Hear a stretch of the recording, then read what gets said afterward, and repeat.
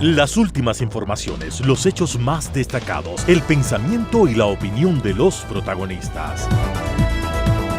Opinión y noticia, el periodismo para todos, es posible con la independencia y ética del comunicador. En Sucesos, las noticias y las voces de quienes las hicieron o son parte de ellas. Lo del país y del mundo, política y economía, lo social y del arte, el deporte, lo que usted espera saber cada semana.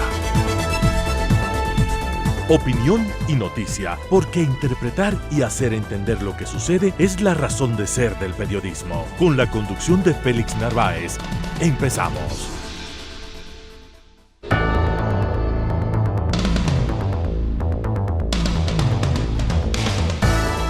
Amigos, muy buenos días, gracias por acudir, gracias por comparecer a esta cita semanal de la opinión y la noticia aquí en Sucesos. Recuerde usted que somos el 101.7 FM y desde cualquier parte del mundo nos puede escuchar en el www.radiosucesos.fm.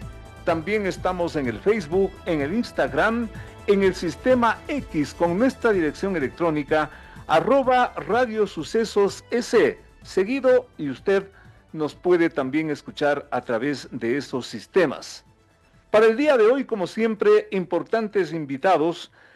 Tendremos la presencia de dos economistas de alto conocimiento, de alto nivel, José Hidalgo, director de Cordes, y Pochun Lee, académico, universitario, analista, para referirse a esta posible desdolarización, que sería fatal, coinciden nuestros dos invitados, fatal para la economía de los ecuatorianos.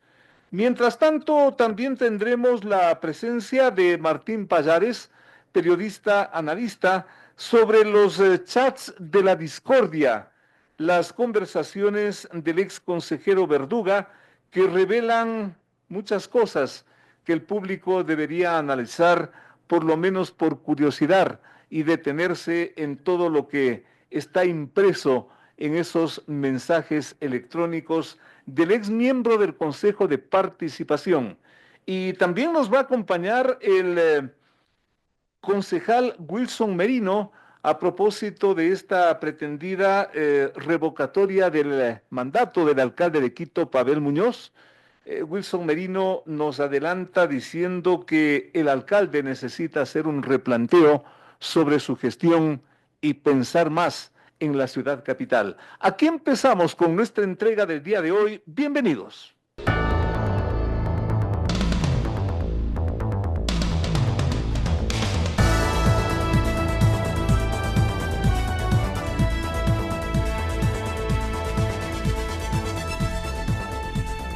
En un angustioso intento por bajar el tono al escándalo creado ante sus propias declaraciones, la asambleísta correísta Paola Cabezas salió a decir que ella no es vocera económica de su partido, aunque la propia candidata presidencial Luisa González, casi en forma simultánea, sentenció el problema diciendo que ellas se enredaron con un tema que no dominan.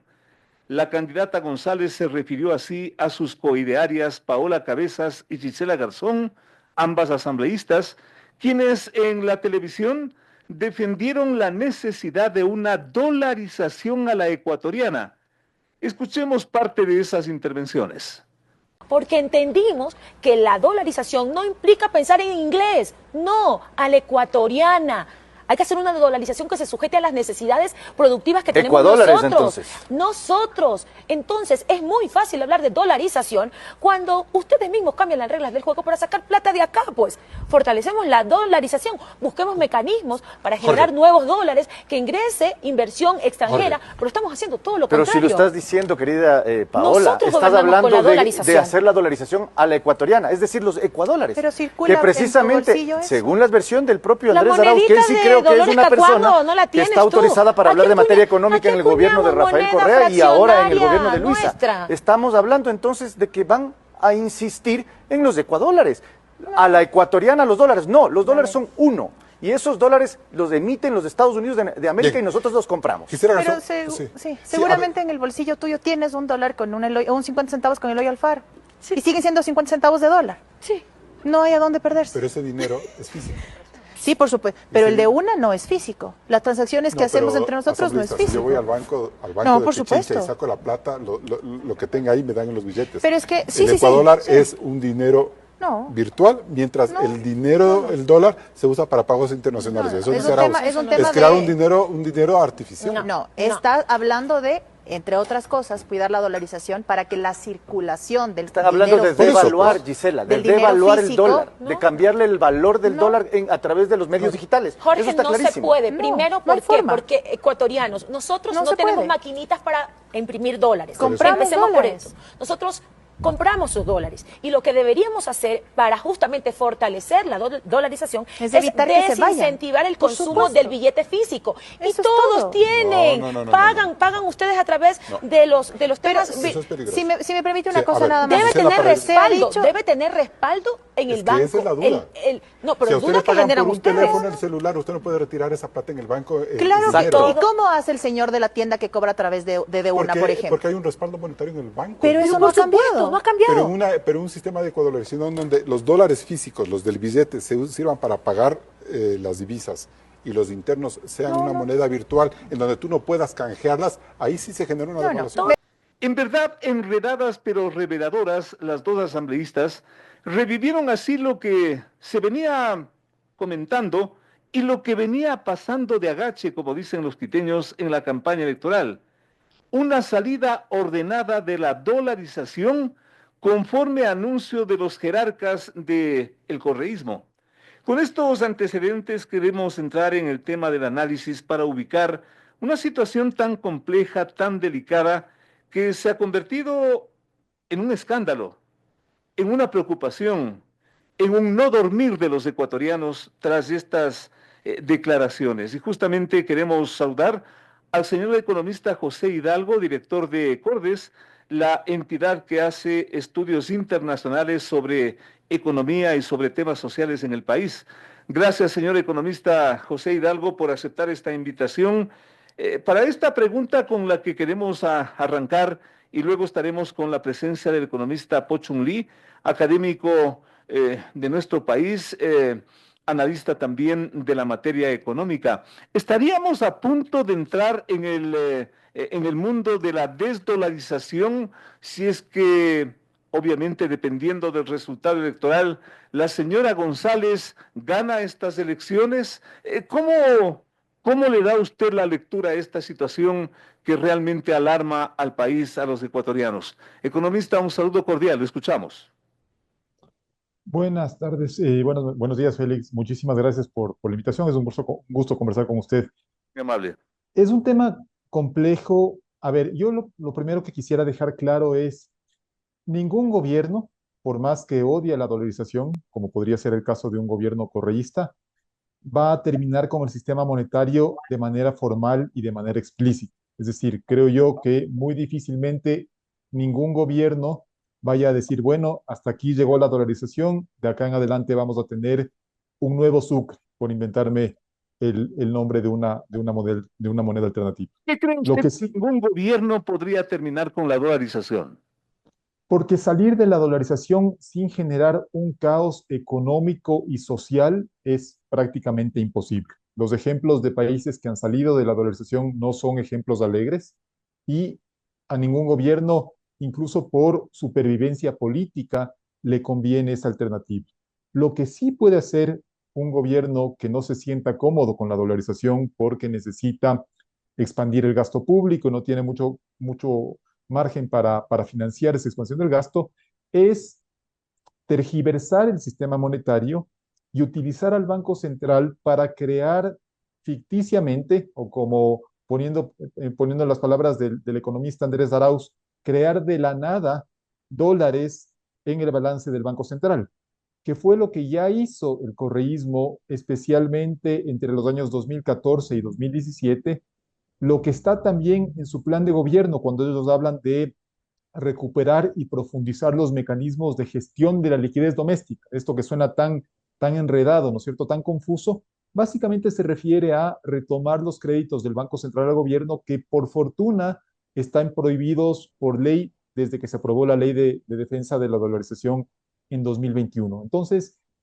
insisto, no creo que salgamos formalmente de la dolarización, pero podríamos entrar en un esquema en el cual el abuso de estos créditos del Banco Central al gobierno va a terminar derivando en una situación muy similar a la que está viviendo en la actualidad Bolivia, es decir, una escasez absoluta de reservas internacionales y por lo tanto medidas tomadas por el gobierno para limitar importaciones, limitar el uso de tarjetas de crédito en el exterior y en el caso más extremo, que es lo que ya está viviendo Bolivia, incluso para limitar el retiro de dólares de las cuentas de las personas que tienen dólares en los bancos bolivianos. Entonces, no sería el fin formal de la dolarización, pero sería esta dolarización a la ecuatoriana con consecuencias, creo yo, bastante graves para la actividad económica y para los ciudadanos. Qué interesante, señor economista, y de esto ha estado muy atento el economista Pochun Lee, insisto, quien le está enviando un cordial saludo,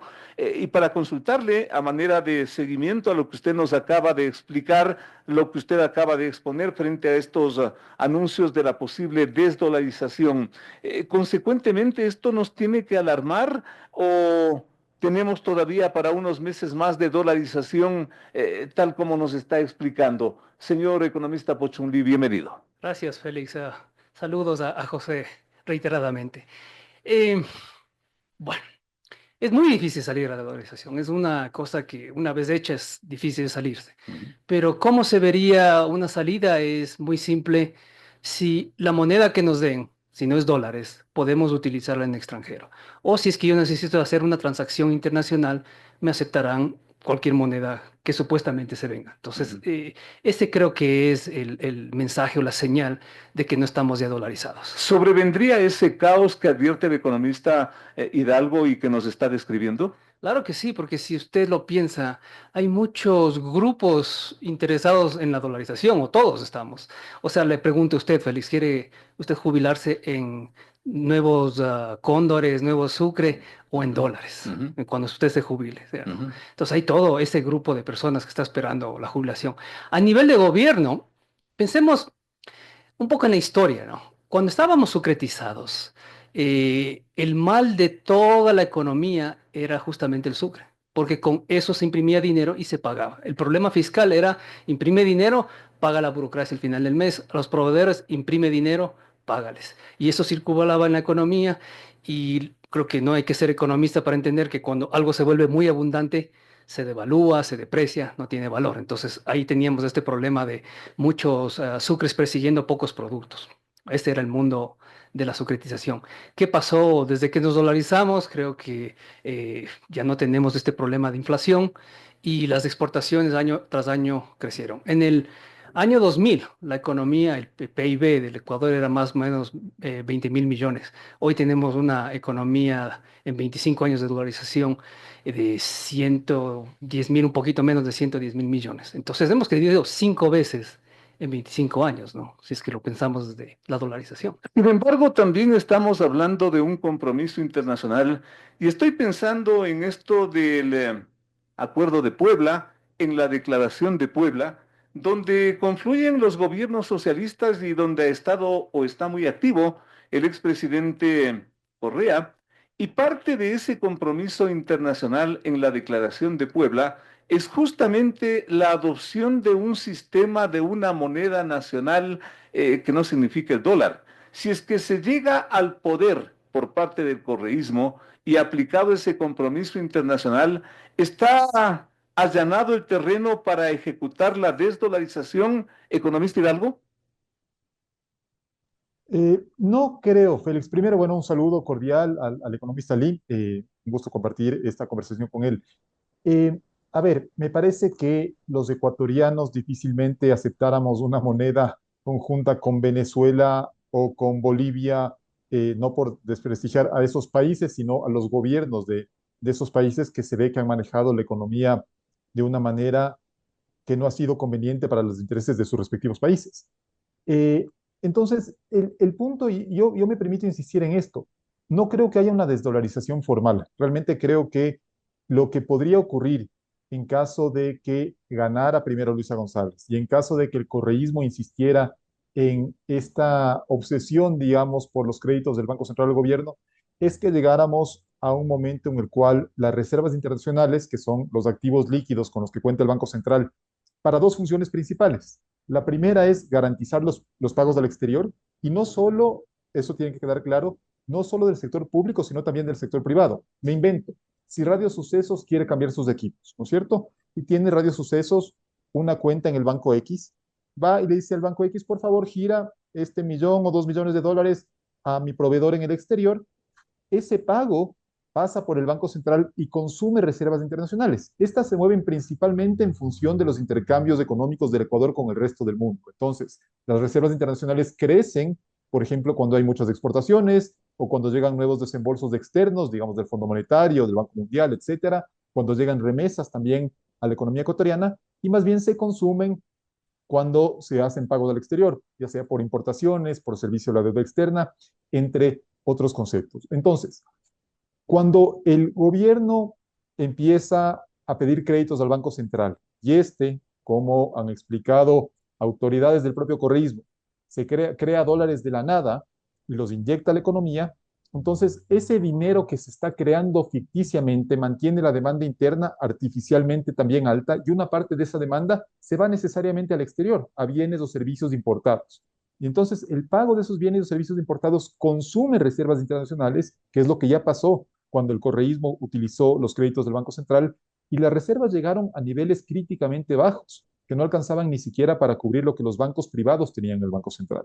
Entonces, en ese contexto, ¿qué es lo que hizo el correísmo? Impuso restricciones a los pagos del exterior. Usted recordará, Félix, que hubo salvaguardias, hubo cupos de importación, y en una situación incluso más deteriorada, esto podría alcanzar también a que si usted se va de viaje ya sea por vacaciones o por trabajo, digamos, no tiene que ser un destino muy exótico, digamos a Colombia, y usted quiere pagar con su tarjeta de crédito, le digan, ¿sabes qué?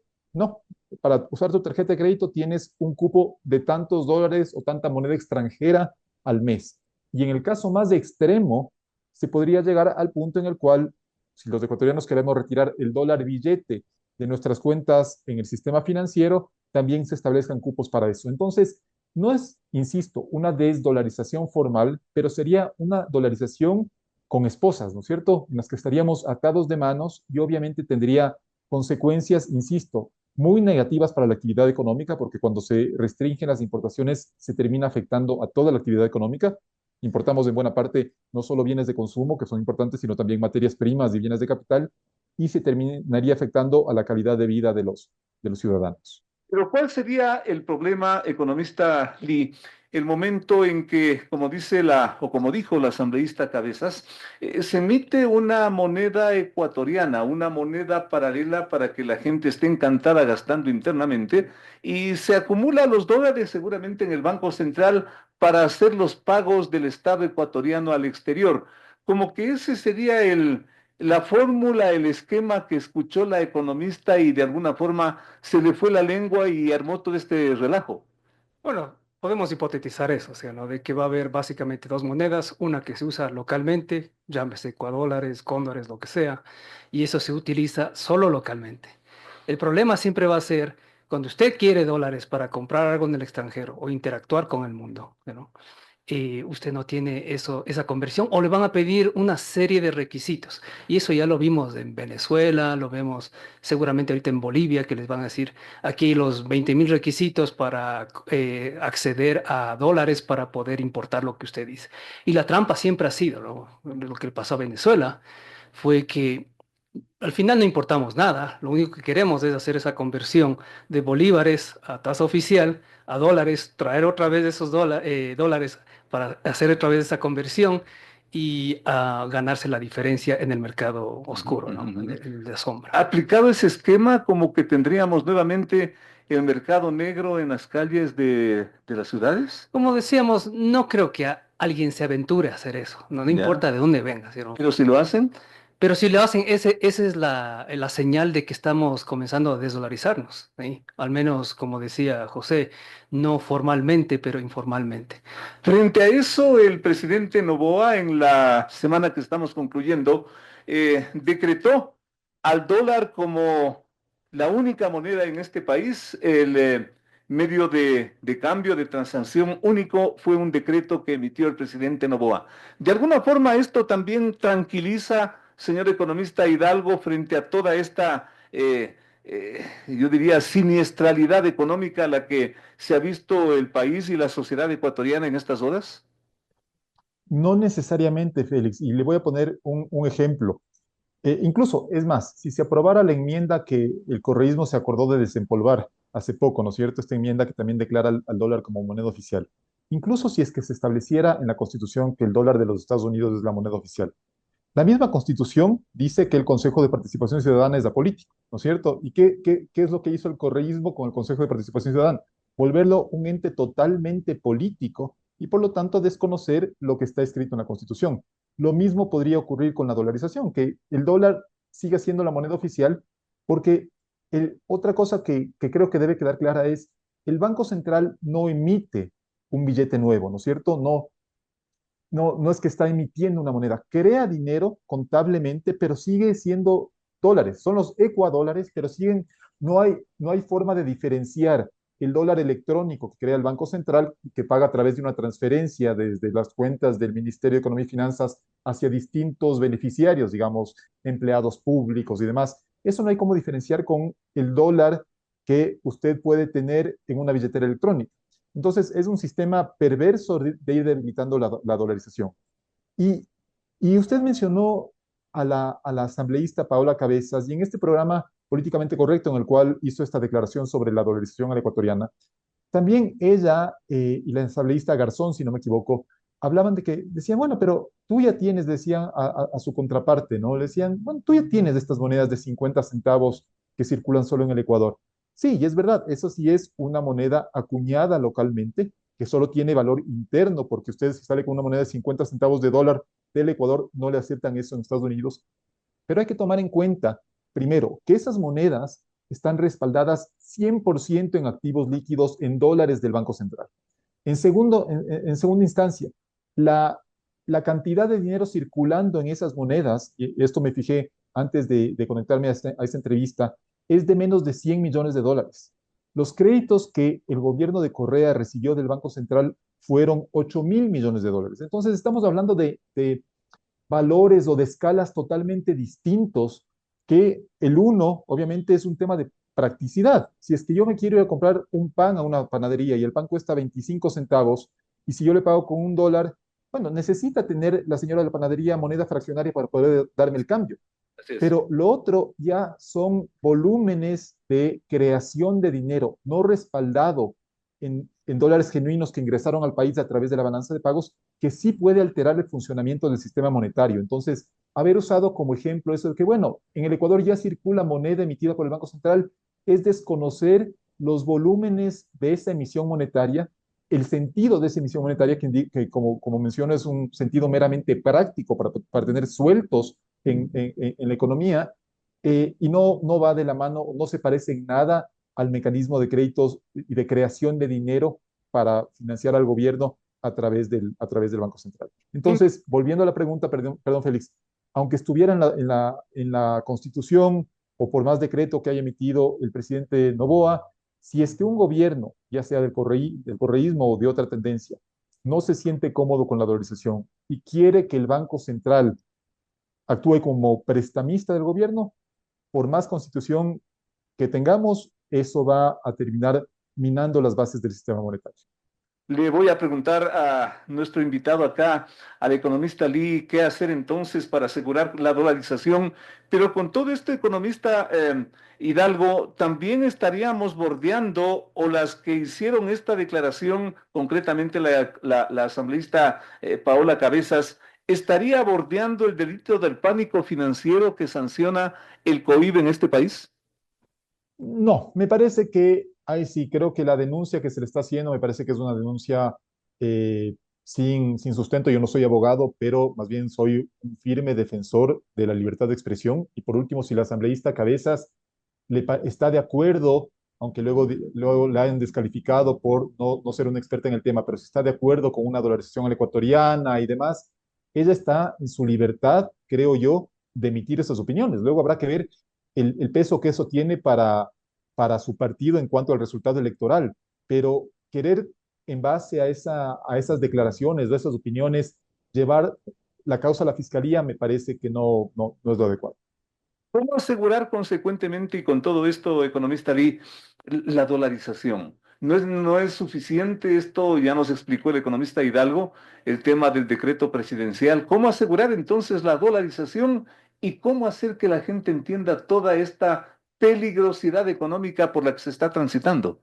Mire, el hecho de escoger dolarización, usted ya escoge básicamente dos restricciones en ese sistema monetario.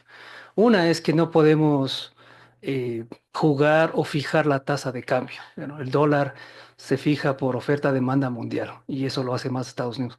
La otra es que tampoco podemos, como dice, poner el precio al dólar, que es la tasa de interés. Eso también lo hace la Reserva Federal. Lo único que queda es hacer esta restricción de entrada y salida de capitales. El Ecuador lo hace a través del ISD, cobrar 5% cada vez que sale. Entonces, la única protección que tenemos para interactuar con el mundo es justamente ese ISD. Esas son las reglas que tenemos. Si una de estas tres reglas cambia, entonces puede peligrar la dolarización.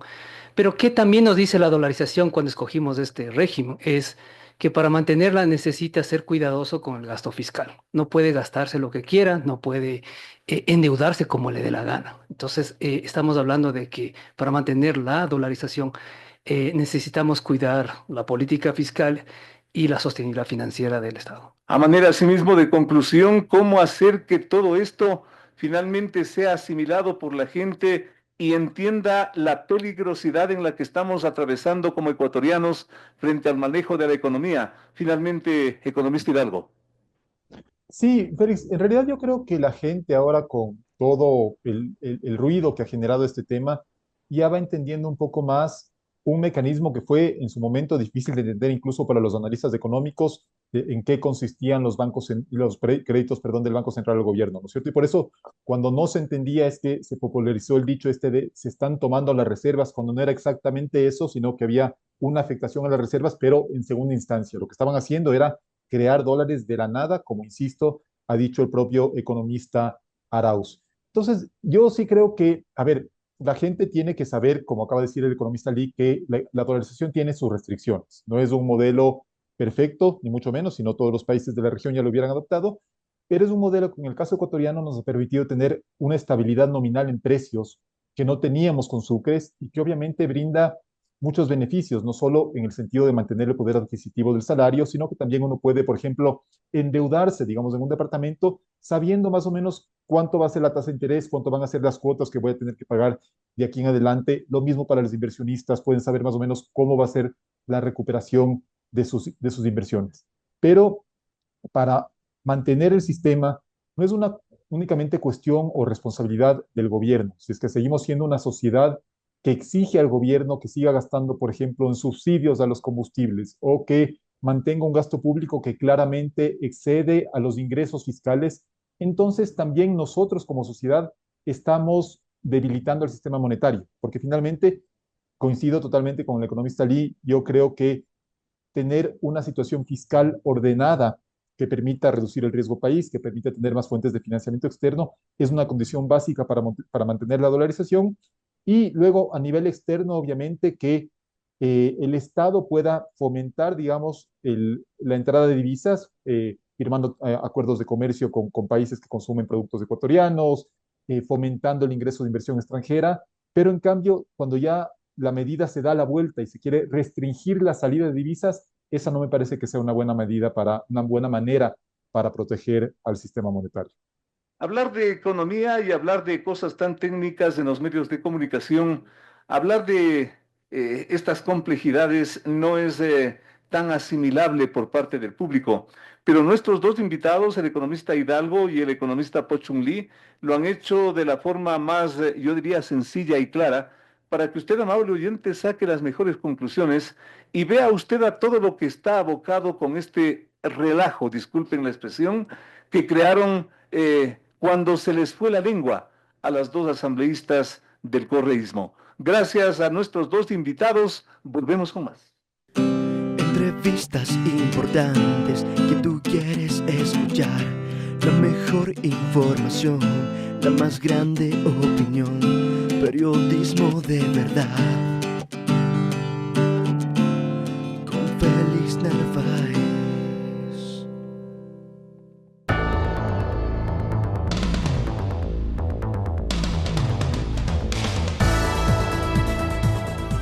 Desde el resentimiento personal por no ser ratificado como candidato presidencial del correísmo y ser reemplazado por Luisa González, a quien apoda Rana René, hasta las maniobras para imponer un superintendente de bancos, revela la serie de conversaciones vía chat que mantuvo el polémico Augusto Verduga, cuando hasta no hace mucho consejero del Consejo de Participación, entidad que organiza las autoridades de control de este país.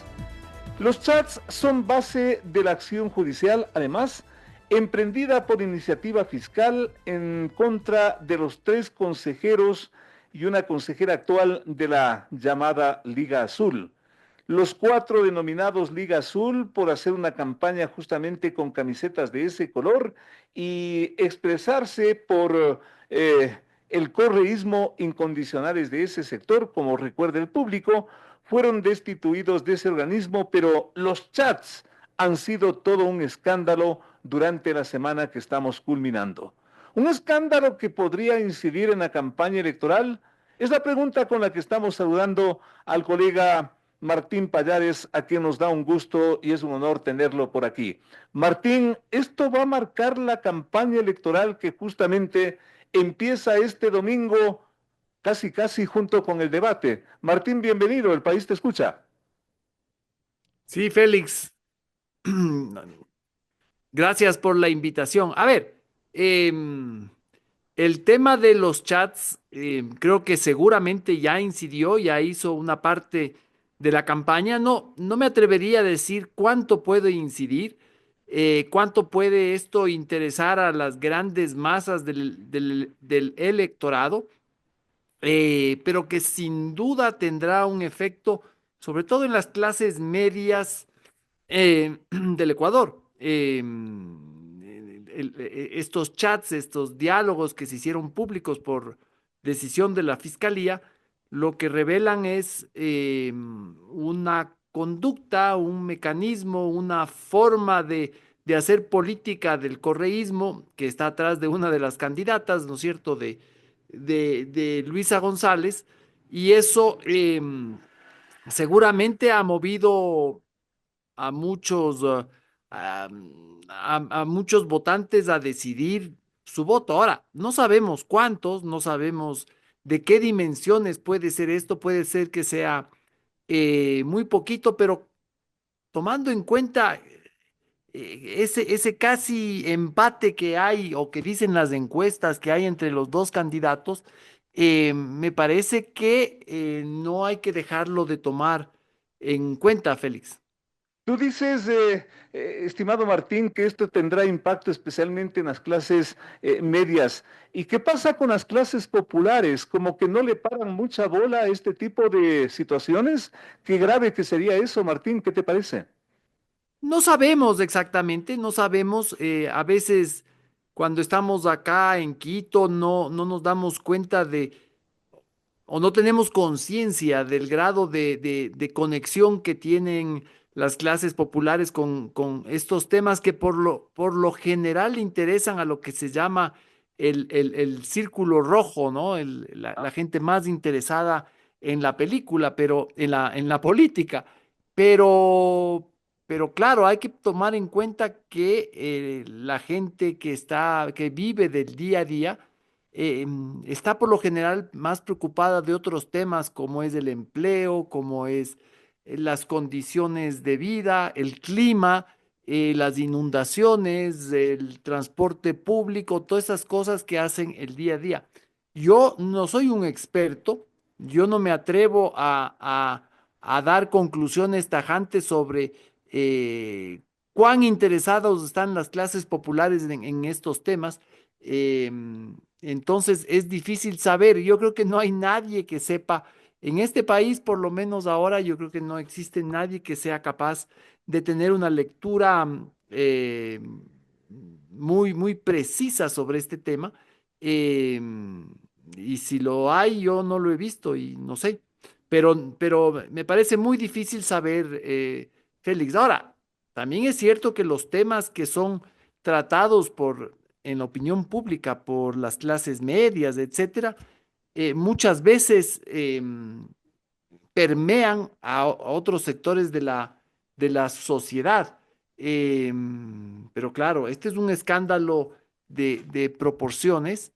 Este y el de la dolarización, que también salió esta semana que hoy termina, Félix. Martín, haciendo, digamos, una lectura y a veces leyendo varias veces estos chats, ¿qué es lo más grave que tú ubicas desde el punto de vista de análisis del contenido de esas conversaciones? ¿Qué es lo que más te alarma y por qué, estimado Martín?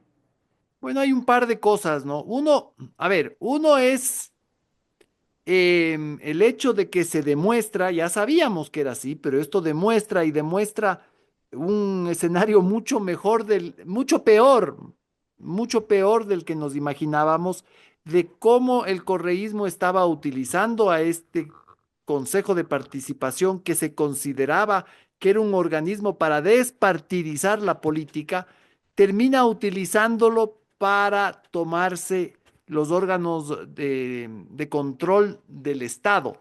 Me parece que eso es clave, demuestra que ese organismo es una anormalidad constitucional, que no sirve para maldita la cosa que no sea el de que ciertos grupos políticos lo utilicen de forma fraudulenta y mafiosa, yo diría que hasta de forma mafiosa y gangsteril, para tomarse los organismos del Estado, ¿no? Ahí está cómo se confabularon para tomarse la superintendencia de bancos, cómo se confabularon para poner gente en el Consejo de la Judicatura, incluso ellos que son los jueces para elegir quiénes van a ir al Consejo de la Judicatura.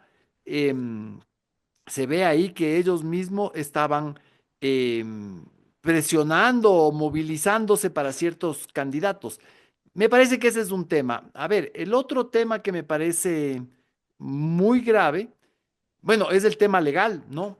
Aparentemente, yo no soy abogado, no soy penalista, pero aparentemente aquí se configuran dos delitos. El uno es el de la obstrucción de justicia, todos esos movimientos para evitar que el Consejo, el Tribunal Contencioso pueda pronunciarse sobre una demanda que hay sobre los consejeros del correísmo de la Liga Azul, y ese diálogo que tiene una de ellas, la señora Yadira Saltos, con Rafael Correa, y trata de tranquilizarlo y dice, ya, mi asesora tiró el celular y todos los papeles por la ventana. Eso es una forma de obstrucción de justicia, y el otro es el del tráfico de influencias, ¿no? Se ve claramente, por ejemplo, son algunos casos, pero voy a poner solo uno ahorita, el que al nuevo o al superintendente de bancos que ellos querían que asuma, le ponen como condición: te apoyamos si es que nos das 4 cargos de los 50 de libre remoción que hay en la superintendencia. Ese creo que es el segundo tema. Y hay uno tercero que no tiene que ver tanto con el partido, que es el que está en una conversación entre Augusto Verduga y un amigo suyo, cuyo seudónimo es Pantera Negra, donde se ve que ellos tienen información sobre el asesinato de Jimmy Ruiz, quien era asesor de Verduga. Se nota claramente, ese es un diálogo que no deja lugar a dudas de que ellos tenían información importantísima de quiénes fueron y por qué lo asesinaron a Jimmy Ruiz. Yo en este momento veo esos tres temas, Félix. Verduga, sin embargo, se queja que todo este escándalo ha sido provocado como una suerte de persecución política contra él, y él se declara una suerte de víctima frente a un poder monstruoso, califica en su respuesta posterior este señor Verduga, por haber enfrentado, dice él, al poder monstruoso que viene a ser el sistema financiero de este país. ¿Podría de alguna forma esa reacción, esa explicación, entre comillas, de Verduga, darle una vuelta a todo este escándalo, Martín? Yo vi esa respuesta, precisamente escribí mi columna para el día domingo, o sea, para mañana, de Expreso, porque me pareció esa respuesta de Verduga, me pareció una sinvergüencería absoluta. Lo que está haciendo ahí es descargando cualquier culpa, inventándose un adversario que no existe, tratando de posicionarse como que fuera un salvador del pueblo ecuatoriano ante estos monstruos que son los banqueros y la banca a la que acusa casi de todas las desgracias del país. Yo digo que solo le faltó acusarle de hacer llover tanto en el país a los banqueros. Pero claro, esa es la típica salida del que está perdido. Esa es la típica salida de quien no tiene argumentos, es populista, es completamente eh, falsa, demagógica, porque no explica las cosas de peso, no explica, no habla nada sobre lo que se ha dicho de la forma en que querían apoderarse del Estado, sobre la superintendencia, sobre el Consejo de la Judicatura, todas sus maniobras para obstruir a la justicia y lo de el asesinato de Jimmy Ruiz, ¿no? Que entonces me parece que es una salida cobarde, me parece que es una salida muy irresponsable. Él tenía que haber dado una explicación al electorado, a la sociedad, porque él era un funcionario público y sin embargo salió con esa babosada de respuesta. Y son personajes, es gente que podría llegar al poder dependiendo del resultado electoral de esta segunda vuelta. Asimismo, a manera de conclusión, Martín, ¿qué podría pasar con este país y con toda esta gente de retorno para conducir las riendas del Estado ecuatoriano? Bueno, no es fácil hacer pronósticos, Félix, pero creo que esto nos deja una lección clarísima, ¿no? Esta gente, el correísmo, que tienen a su ficha para las elecciones con esta señora Luisa González, esta gente actúa como si fuera lo que se llama un GDO, un grupo de delincuencia organizada. Es como una pandilla, es como una organización terrorista, ¿no? Actúa de forma clandestina, con seudónimos, en plataformas de alta seguridad que son muy difíciles de desencriptar, que actúan bajo la sombra, ¿no? Y están siempre complotando en algo. Actúan, en resumen, como unos mafiosos. Entonces, si lo hacen así en el Consejo de Participación, imagínate cómo lo harán una vez que estén en el poder. Una, una, Creo que eso nos ayuda a entender estos chats, ¿no? una situación, Martín, que convierte a Noboa en la mejor opción de poder, o no hay, digamos, o esta es la única vía que nos queda para no llegar a lo peor. Yo no me atrevería a decir cuál es mejor, cuál es peor. Creo que este en particular es terriblemente peligrosa para el país. Yo me temo que Noboa también ha hecho actos que no son de talante democrático. Eh, entonces, yo no estoy en condiciones de decir cuál es la mejor, cuál es la peor. Me parece que esta es terrible. Me parece que esta es condenable. Y esperemos a ver. Un tema que finalmente, Martín, podría inclusive incidir en el debate presidencial del día de mañana. ¿Cómo ves tú finalmente ese episodio de esta campaña electoral? Bueno, el formato de debate no permite mayor debate. Son preguntas cerradas, pero claro, si el candidato Noboa actúa inteligentemente, podría sacar provecho de estas revelaciones hechas en los chats. Habrá que ver, yo insisto, el formato permita esto, ¿no? Porque sí sería interesante que la señora González se pronuncie sobre este tema de los chats.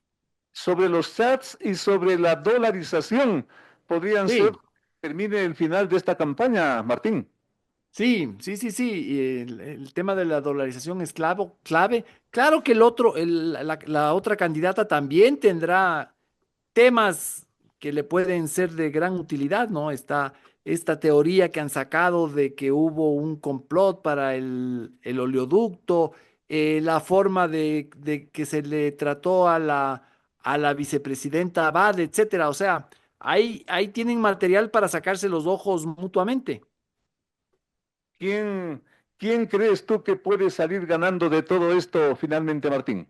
No, a mí no me gusta hacer pronósticos, Félix. Yo no, para comenzar en el fútbol siempre me equivoco cuando hago pronósticos, así que mejor no hago en temas públicos. Martín, un gusto tenerte por acá y con este contacto a los tiempos y con todo respeto, ¿cómo está tu salud? Mejor como consta en la gráfica. Perfecto. Martín, fuerza, adelante y un honor tenerte por acá. Hasta pronto, Martín, muy amable. Gracias, Félix. Un gusto estar contigo. Gracias a Martín Payares, nuestro colega periodista, analizando esto de los chats, esto que vendría a ser el desenlace de esta campaña electoral que justamente empieza el domingo durante 20 días. A cruzar los dedos, a encender velas. Volvemos con más.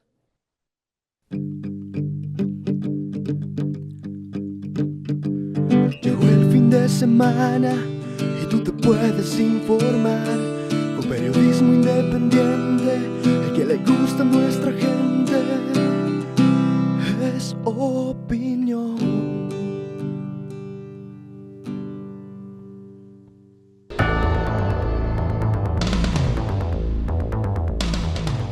De mamarrachos calificó el alcalde de Quito, Pavel Muñoz, a quienes impulsan y participan del proceso revocatorio de su mandato autorizado por el Tribunal Contencioso Electoral. Meses atrás, la demanda fue planteada por el abogado Néstor Marroquín, quien sostiene que el alcalde capitalino violó la ley cuando en el 2023 hizo campaña pública con la entonces candidata Luisa González.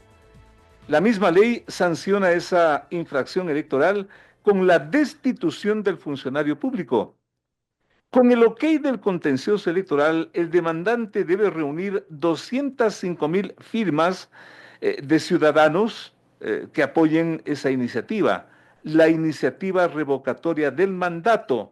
Calificado eso, la situación vuelve a las autoridades electorales y podría ir hasta la consulta a los quiteños para ver si es que el alcalde sigue o sale. Se estima que en unos 9 meses la situación estaría clarificada, pero esto explotó en estas horas y justamente por eso contamos, si nos honra también con su presencia, el ingeniero Wilson Merino, Movimiento Imparables, concejal del Distrito Metropolitano. Muchas inquietudes han surgido con esto y sobre todo cuando está vinculado de alguna forma o estaría vinculado con la campaña electoral que está en curso. Pero empecemos con esta pregunta que se hacen los quiteños. Nuevamente a punto de quedarnos sin alcalde. Ingeniero, buenas tardes. Bienvenido. Buenas tardes, Félix. Un gusto saludarte, un gusto compartir contigo y con toda tu audiencia. Igual.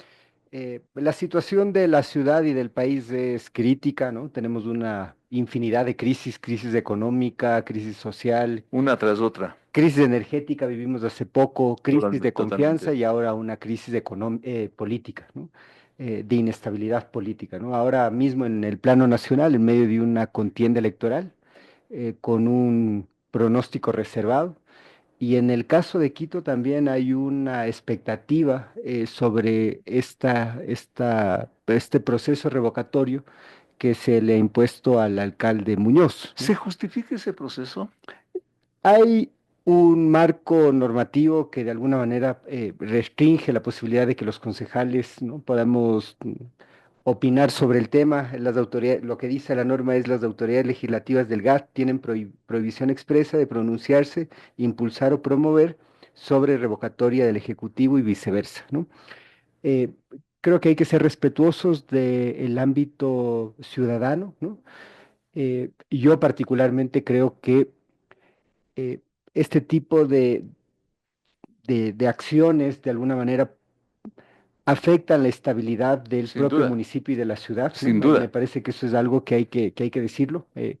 Yo no veo que un concejal que fue electo para ser concejal el día de mañana termine siendo alcalde, ¿no? Me parece que eso es algo que también habría que cuestionar, ¿no? No veo tampoco dentro del grupo de concejales del alcalde Muñoz alguien que podría asumir la dirección de una ciudad, ¿no? Lo que ya pasó con el anterior alcalde Guarderas. Exactamente, ¿no? Entonces me parece que Fue para concejal y de la noche a la mañana se convirtió en alcalde. exactamente, Ya. yo no creo que eso es positivo. En mi caso particular, eso es algo que yo rechazaría, ¿no? Yo fui electo para ser concejal, seré concejal durante los 2 años más que me restan y mi labor es la de legislar y de fiscalizar. ¿Cómo no? Y eso es lo que hacemos con Entereza, ¿no? Nosotros somos la curul que más proyectos de ordenanza ha presentado y también somos la curul que más proyectos de fiscalización ha presentado, ¿no? Eh, por el otro lado, creo que el alcalde Muñoz tiene que sacudirse, ¿no? Y tiene que sacudirse de toda la gente que le rodea y que le dice que todo está bien, cuando no es cierto, ¿no? Todos los alejos que se le pegan a los políticos, a las autoridades, ¿no?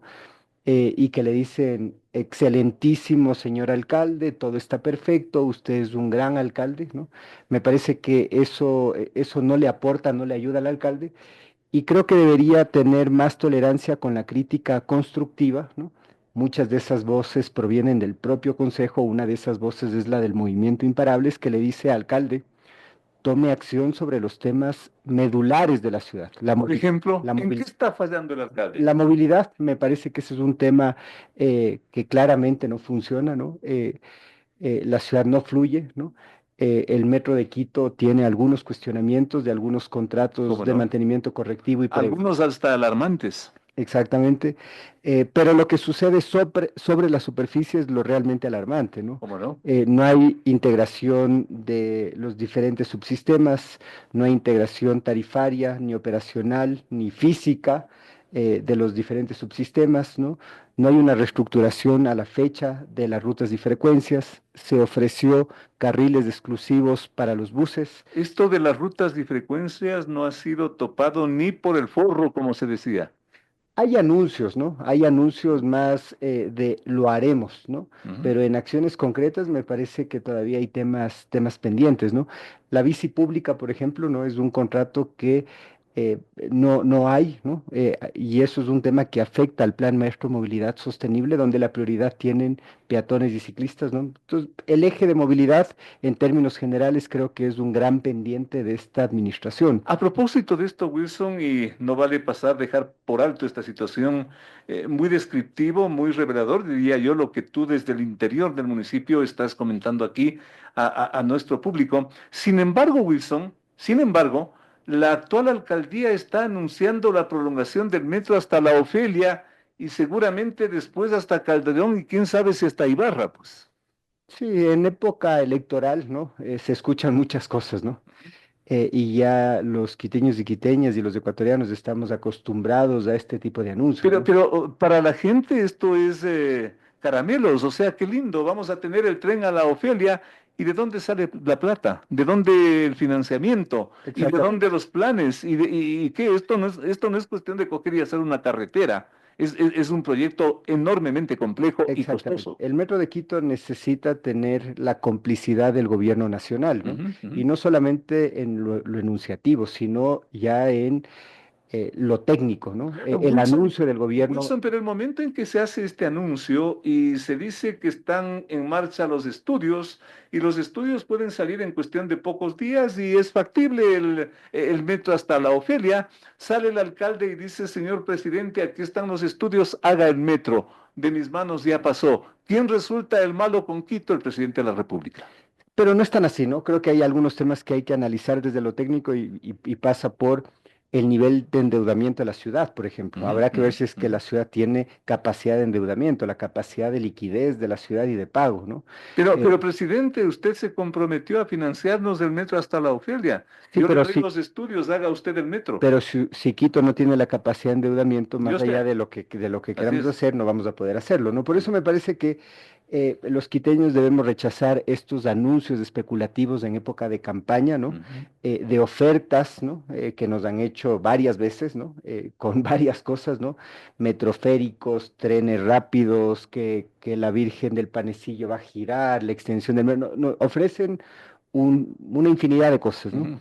Creo que hay que ser pragmáticos, creo que hay que mirar el contexto. El contexto del país es de crisis económica, el país tiene una crisis de liquidez importante, ¿no?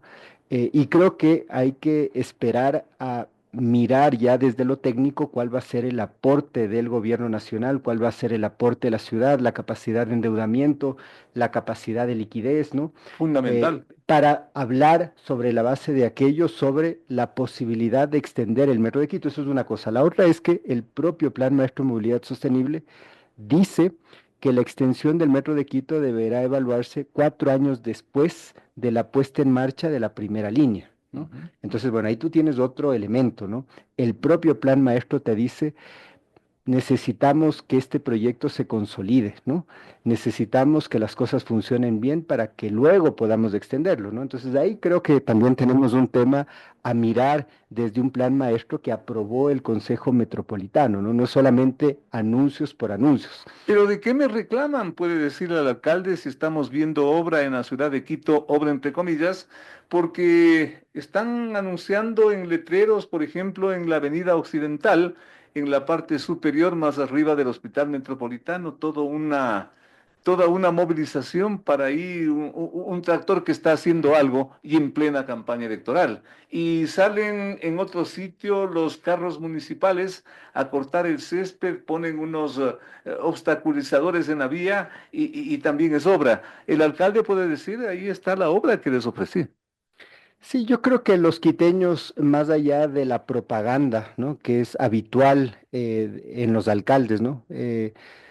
Con nombres, con hashtags, ¿no? Con propaganda en vallas, en buses, ¿no? Con todo lo que tú mencionas, los quiteños estamos esperando de su autoridad, ¿no? Que estos libren batallas que transformen la ciudad, ¿no? Una de ellas es justamente en temas de movilidad, ¿no? Ponerle el cascabel al gato y enfrentar a las mafias del transporte sobre la superficie, ¿no? Para poder tener finalmente una integración y a través de esto modernizar la ciudad. Por eso justamente te preguntaba hace un rato el tema de las rutas y frecuencias, Exacto. donde el poder de los señores dirigentes es supremo. Pañitos de agua tibia, ¿no? Así es. Y esa parte, ¿cómo se piensa solucionar desde el municipio? A la final, el modelo de la ciudad es hiperalcaldista, ¿no? El poder está en el alcalde, ¿no?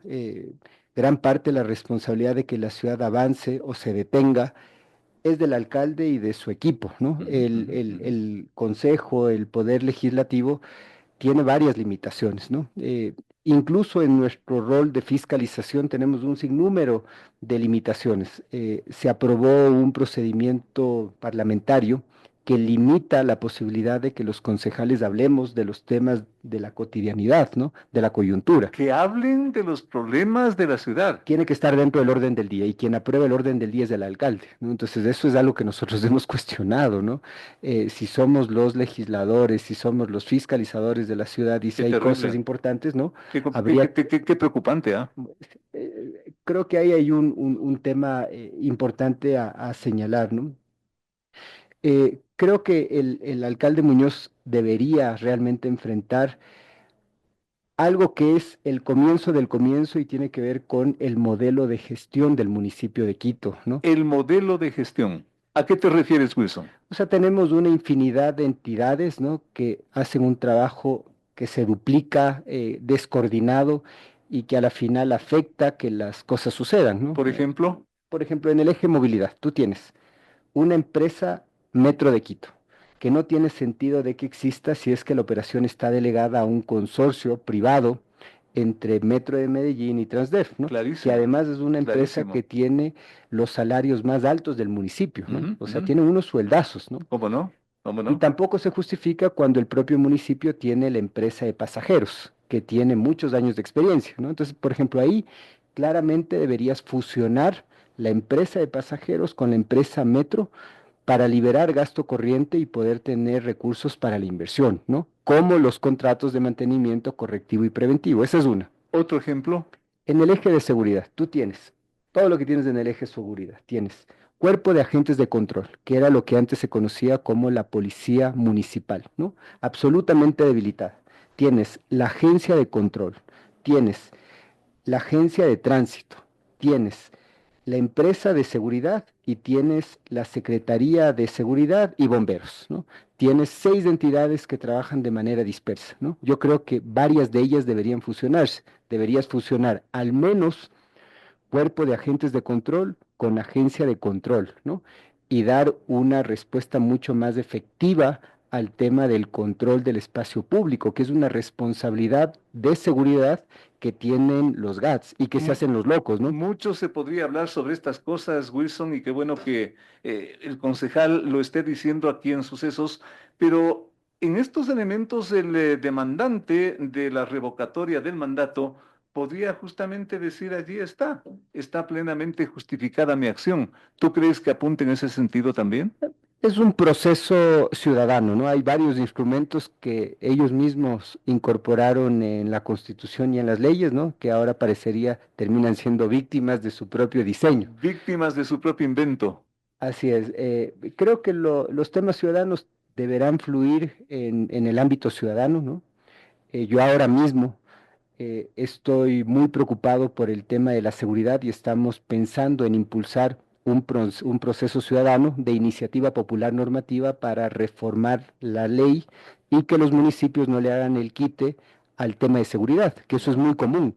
Los alcaldes dicen, no, pues la seguridad no es mi competencia, es competencia del gobierno central, yo hago lo que puedo, por ahí dono unas camionetas, unas motos, por ahí pinto y arreglo una UPC y ya está para de contar, ¿no? Yo creo que el rol de los municipios tiene que ir más allá, ¿no? Necesitamos asumir plena responsabilidad en cuanto a la seguridad ciudadana y a la prevención del delito. Ese es un proceso ciudadano que nosotros estamos impulsando. Y estaremos muy atentos sobre eso, estimado Wilson, el ingeniero Wilson Merino, concejal del Distrito Metropolitano, casi digo alcalde, hablando sobre esto de la posible revocatoria del mandato al alcalde de la ciudad. Un asunto que también trajo mucha piola, mucha cola durante la semana que estamos concluyendo y que tiene las características que ustedes acaban de escuchar también para que, como siempre, saque las mejores conclusiones. Gracias al ingeniero Wilson Merino, muy atentos con lo que va a pasar mañana. Desde el punto de vista estrictamente analítico, digamos, yo no le tengo mucha expectativa a lo del debate. No le tengo mucha expectativa por el esquema, al debate presidencial me refiero, por el esquema que está planteado, extremadamente limitante de lo que pueda hacer un periodista, cualquier periodista. Lo que los señores expertos en debates debieron hacer es coger a uno de los miembros que elaboró las preguntas y ponerle por lo menos a que lea las preguntas de lo que ellos trataron durante tanto tiempo, como comité experto en debates. ¿Para qué un florero ahí adornando el show? A mí me parece que eso también es una utilización de la prensa y de los periodistas. Pero en fin, yo no le tengo mucha fe a este tema del debate, que puede ser importante. ¿Por qué? Porque todavía faltan 20 días de campaña. Lo que ocurra en esos 20 días, con todo lo que ha ocurrido en la semana previa, miren ustedes en las que estamos, y lo que pueda ocurrir en esos 20 días, eso creo que es lo que va a definir. Y para eso, el talento de ustedes, quiteños, el talento de ustedes, público que nos escucha, va a ser determinante. Va a ser determinante a la hora de definir quién gobierna a este país. ¿Por qué? Y con esto termino. ¿Por qué? ¿Quién no está asustado con lo que puede pasar con la dolarización? Pero nos dicen que es mentira, que estos inventaron, que es una persecución del sistema financiero, que estos infames no me quieren a mí con vida y que por esto me armaron todo el lío. El lío surge del propio celular del señor Verduga.